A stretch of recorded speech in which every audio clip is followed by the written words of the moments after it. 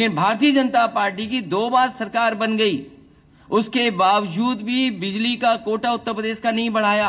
और जैसे ही समाजवादी पार्टी ने तय किया कि 300 यूनिट फ्री मिलेगी, भारतीय जनता पार्टी ने कहा हम भी बिल आधा करेंगे। तो हम भारतीय जनता पार्टी से कहेंगे कि अगर आज आधा बिल कर रहे हो तो आपने 4.5 साल क्यों वसूला पैसा? क्या आप जनता का पैसा वापस करोगे?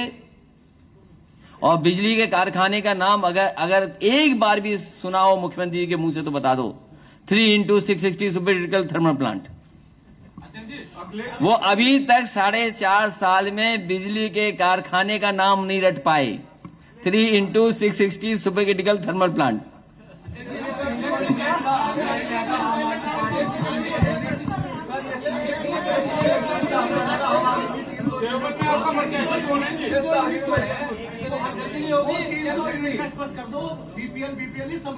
सबके लिए है, सबके लिए।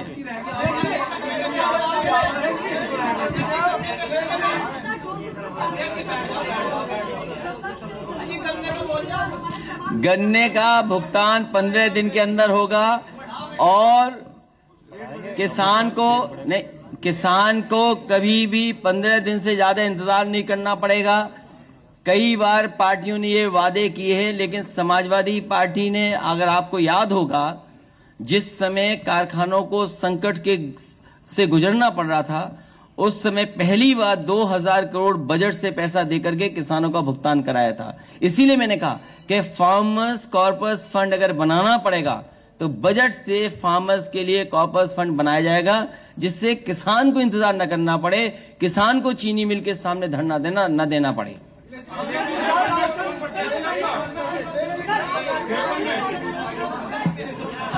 देवबंद में पुराने वाले नहीं, पुराने वाले राणा।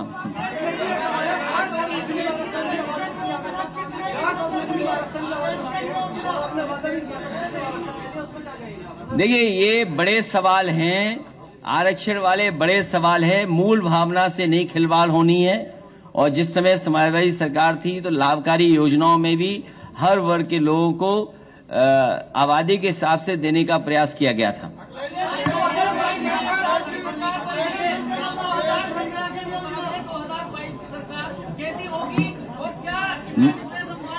मैं आपको बधाई देता हूं, धन्यवाद देता हूं कि 22 की सरकार अच्छी होगी, बेहतर होगी और किसानों के और नौजवानों के हित में होगी।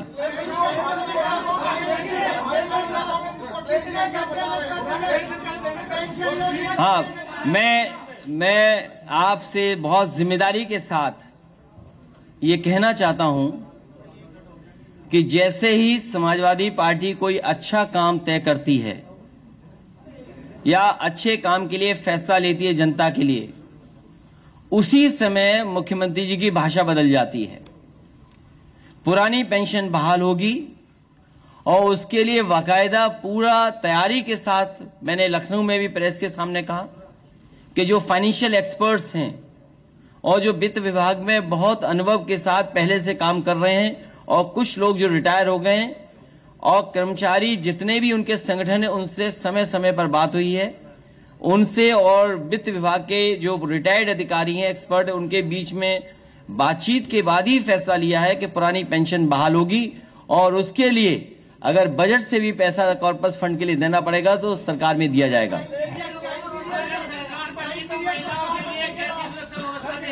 महिलाओं के लिए बेहतरीन सुरक्षा होगी। उनके लिए पहले भी सुरक्षा देने का काम समाजवादी सरकार में हुआ था।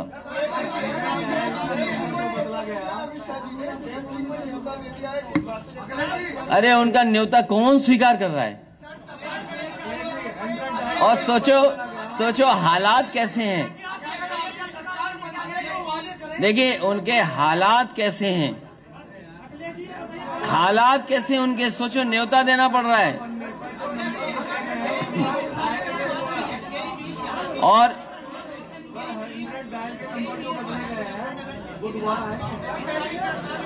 क्या चीज? मिल का विस्तार। जो मिल की कैपेसिटी का अगर विस्तार होगा तो वो तो तय होगा सरकार बनने के बाद। सरकार तो बनाओ आप। ये 100 नंबर जो बदल गया, इसमें गाड़ियां और दी जाएंगी। एम्बुलेंस बढ़ाई जाएंगी। मैं राकेश जी को मैं समझा दूंगा, हमारे रथ में बैठेंगे। जो पत्रकार अपना सुझाव देंगे वो शामिल करेंगे, जो पत्रकार साथी कहेंगे और जो सुझाव देंगे, जो सुझाव मानने लायक हैं वो स्वीकार किए जाएंगे। मैं पत्रकार साथियों से भी अपील करता हूं, हमारी मदद करें। समय पर किसानों का क्षेत्र है, तो आपने बिजली की बात कर ली, सिंचाई की, या खाद को लेकर बात करेंगे सर? यूरिया की समय पर खाद मिले, सस्ती कीटनाशक दवाइयां मिले और उनकी फसल को एमएसपी के लिए इंतजाम हो, प्रोक्योरमेंट हो, खरीद केंद्र बने, ये इंतजाम किया जाएगा। और साथ ही साथ किसान जो अपने गन्ने भुगतान के लिए समय समय पर उन्हें आंदोलन करना पड़ता है, इस बार आंदोलन नहीं करना पड़ेगा, कॉर्पस फंड बना करके उनका समय पर भुगतान होगा।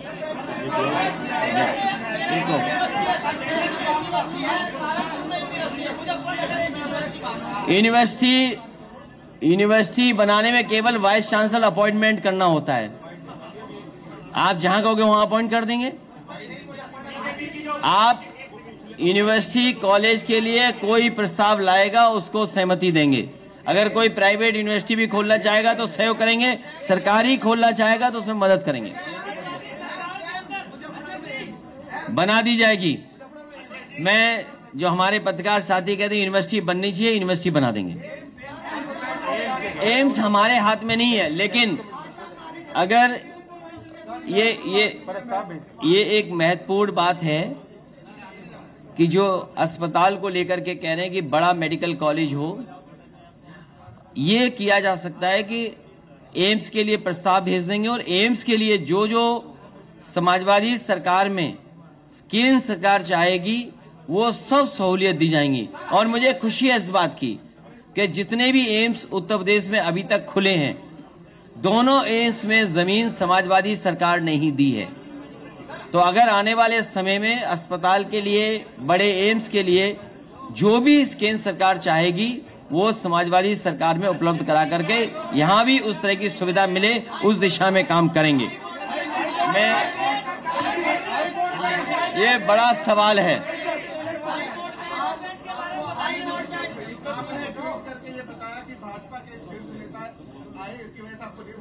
नहीं, मैंने ये नहीं कहा। मैंने कहा कि कुछ देर पहले भारतीय जनता पार्टी के नेता फ्लाई करके गए।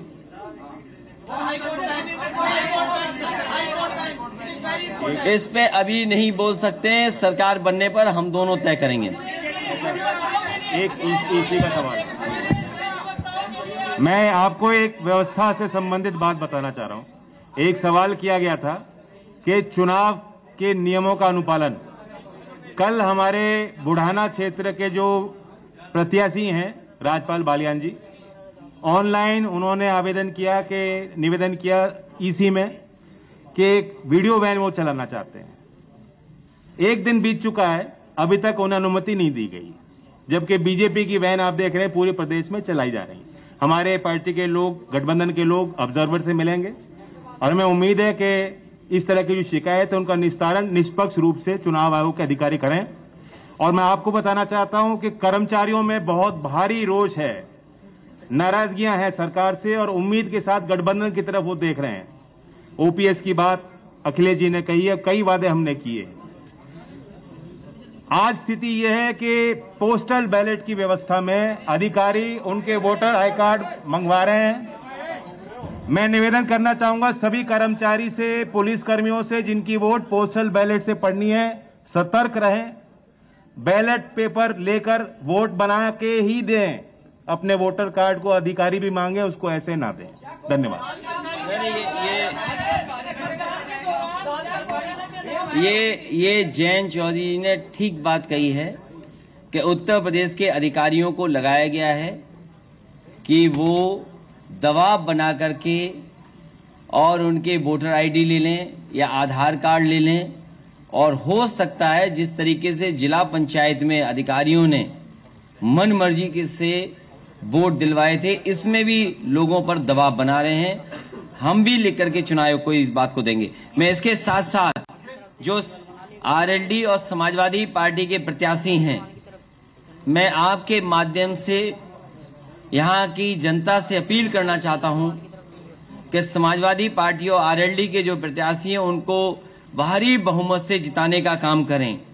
चरथावल से पंकज मलिक जी चुनाव लड़ रहे हैं, बुढ़ाना से राजपाल बालियान चुनाव लड़ रहे हैं, पुरकाजी से अनिल कुमार चुनाव लड़ रहे हैं, मुजफ्फरनगर शहर से सौरभ स्वरूप चुनाव लड़ रहे हैं, मीरापुर से चंदन चौहान चुनाव लड़ रहे हैं, खतौली से राजपाल सैनी जी चुनाव लड़ रहे हैं।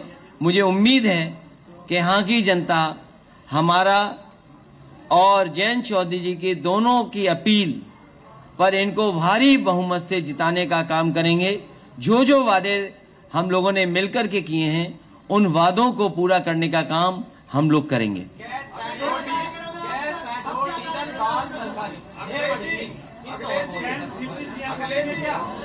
ये जानबूझ करके भारतीय जनता पार्टी लोगों को गरीब बना रही है, जिससे किसान गरीब निर्भर हो जाएं सरकारी राशन पे, सरकारी कड़वे तेल पर। और मैं आपको भरोसा दिलाता हूं, हमारे पत्रकार साथी ने जो कहा है कि जो महंगाई हुई है सरसों के तेल की, आप भी प्रचार के माध्यम से रिफाइंड तेल मत खाइए। जो रिफाइंड तेल का प्रचार होता है आप भी उसमें बहक जाते हैं और आप भी खा लेते हैं। आप अपना शुद्ध सरसों का तेल और घर का बनाया हुआ घी के से ही खाना बनाए और खाएं। और समाजवादी सरकार बनने पर उत्तर प्रदेश के कुछ इलाके ऐसे हैं जैसे बुंदेलखंड, जहां पर बड़े पैमाने पे सरसों के तेल की पैदावार हो सकती है। मैं जब बुंदेलखंड गया था तो मैंने कहा था कि सरकार के अलग से अगर हमें सरसों के तेल की पेराई के लिए कारखाने लगाने पड़े तो लगाएंगे, जिससे कि हमारा बुंदेलखंड के किसान को भी लाभ पहुंच जाए और उत्तर प्रदेश को कम से कम सस्ता सरसों का तेल उपलब्ध हो जाए खाने के लिए।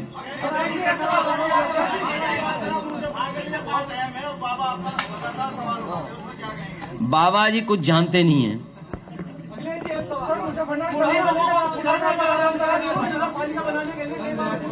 ये बहुत छोटा काम है, बड़ा काम करेंगे।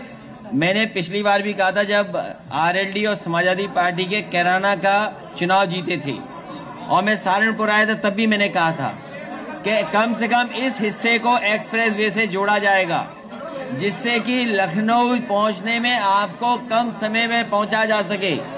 भारतीय जनता पार्टी का तो गंगा एक्सप्रेस वे कब बनेगा कोई नहीं जानता, लेकिन इस हिस्से को जोड़ने के लिए अगर नया ग्रीनफील्ड एक्सप्रेस वे बनाना पड़ेगा तो समाजवादी पार्टी और आरएलडी दोनों मिलकर के एक ग्रीनफील्ड एक्सप्रेस वे बनाएंगे, जिससे कि लखनऊ पहुंचना आसान हो जाए।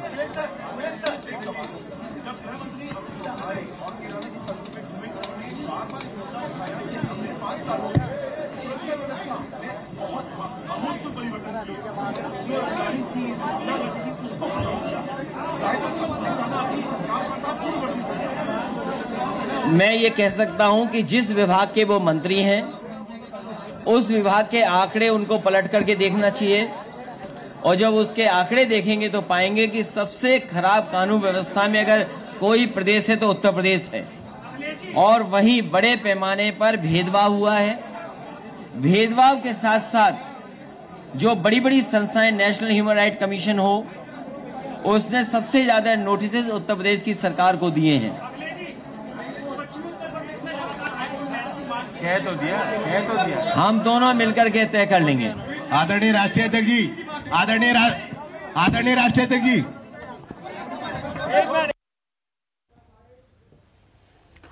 तो ये बड़ी खबर देखिए, प्रेस कॉन्फ्रेंस में, साझा प्रेस कॉन्फ्रेंस में अखिलेश यादव ने एक बार फिर से अन्य संकल्प लिया है और उन्होंने कहा कि इस बार बीजेपी का राजनीतिक सफाया हो जाएगा 2022 में। नमस्कार, मैं हूं मानक गुप्ता। अगर आपको हमारा ये वीडियो पसंद आया हो तो इसे लाइक और शेयर जरूर करें, और हां, हमें सब्सक्राइब और फॉलो करना ना भूलें ताकि आप देश और दुनिया की कोई खबर मिस ना करें। तो जुड़े रहिए हमारे साथ और देखते रहिए न्यूज़ 24।